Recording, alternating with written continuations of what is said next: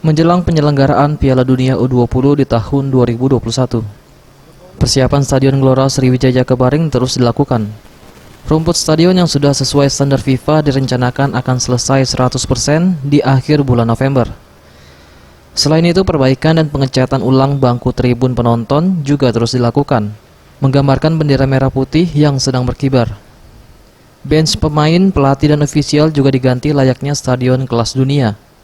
Untuk di pinggir lapangan juga menjadi bagian renovasi dengan memasang artificial rubble surface sesuai permintaan FIFA.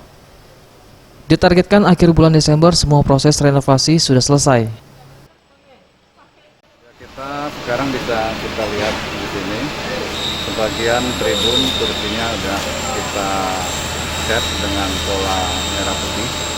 Kemudian kita lihat di situ rumput sudah semakin membaik.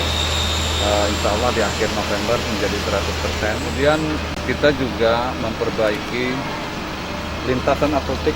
Itu lihat ada grader sedang memperbaiki permukaan surface-nya untuk kita ganti dengan artificial rubber surface. Ini kami menargetkan akhir Desember ini sudah selesai untuk stadion utama.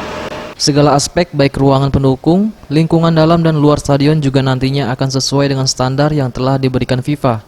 Selain itu, di bagian luar stadion juga akan dipasang pagar barikade sepanjang 1 km mengelilingi stadion. Eza PM, Sriwijaya TV.